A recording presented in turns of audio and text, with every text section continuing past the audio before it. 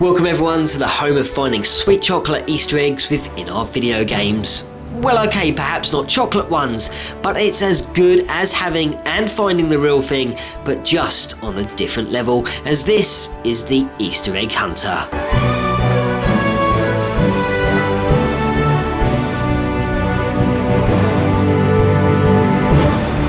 This time our Easter egg hunt brings us right up to the latest video game generation as we are exploring Nintendo's brand new games console, the Wii U, which offers high definition graphics, which is really exciting and pleasing to the eye to see, as our beloved classic franchise characters will now shine even brighter on our television screens. And no doubt with this new hardware we will see some outstanding titles in the future as developers get to grips with the console's capabilities.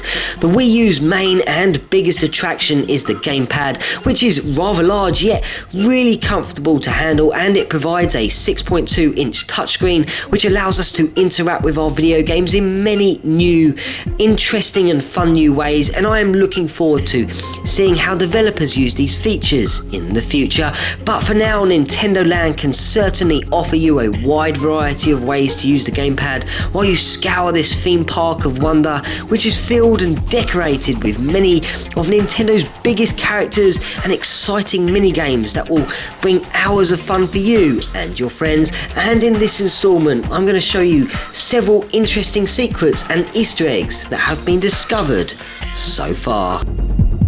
Number 1. The first attraction in Nintendo Land that I want to hop on over to is Yoshi or Yoshi's fruit cart on the snack trail, which sees you perched on the dinosaur's back and you must guide Yoshi to the fruit that lays on each level. However, the fruit can only be seen on the TV and not the gamepad, so you'll have to be careful while you're drawing each line to each piece of fruit, and failure to eat the fruit will result in loss of lives. However, while you're playing this game, the first thing you may notice is the charming accompanying music, which is actually from Yoshi's Story that was released in 1997 on the Nintendo 64. And once you have progressed through the game to the 8th stage, you'll have to collect fruit in a certain and particular order according to their given number, and if done correctly, the finished path or drawing will create a star-like shape representing the star used in the Super Mario franchise.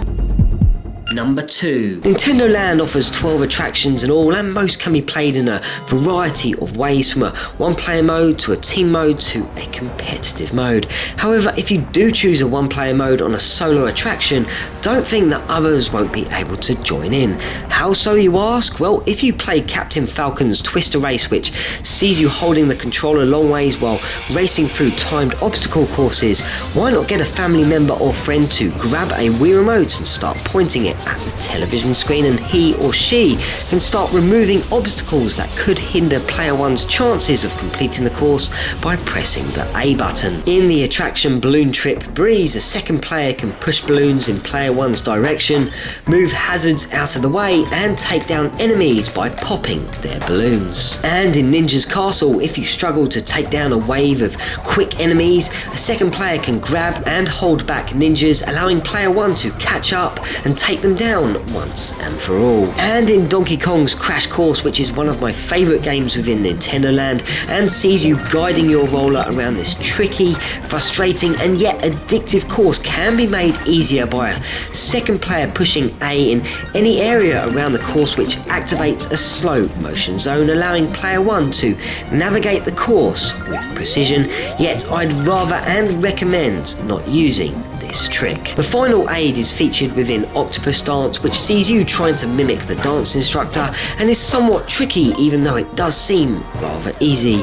But if you do struggle, not only can player 2 move objects in the background, but they can also shrink the annoying ink squirting squid and help feed player 1 with hearts that lurk within the background.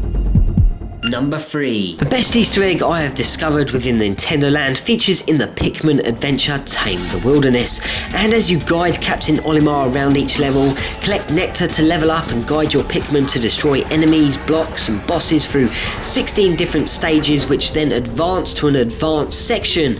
Well, why not head to stage 14 Out of the Darkness, and immediately after starting the level, why not peer up and look to the brick built building to the left of your characters, and you may may recognise this particular structure? Well, it's actually based on the 8-bit castles from Super Mario Bros. And in the exact same level there is another one at the end of your mission.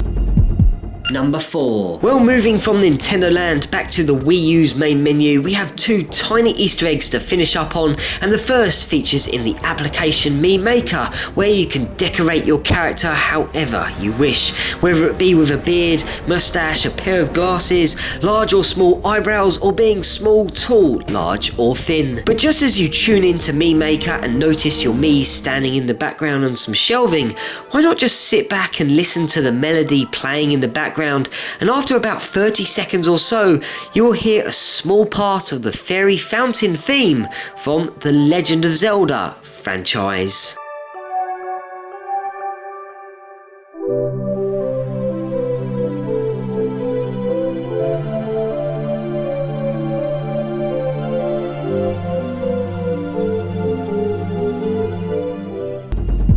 Number 5. Wrapping this installment up today simply requires taking a look at the plaza where your Miis and Miis from all over the world separate into different sections indicating what games they are currently playing.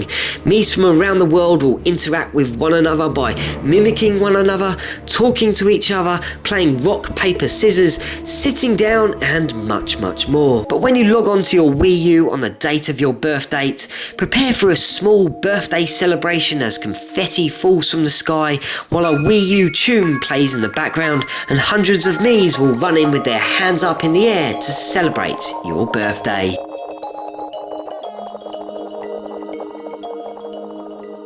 Hopefully this isn't the only discoveries the Wii U and Nintendo Land have to offer, but as soon as they do, I will be sure to make another episode in the future. And as always, and until next time, this is the Easter Egg Hunter, breaking out.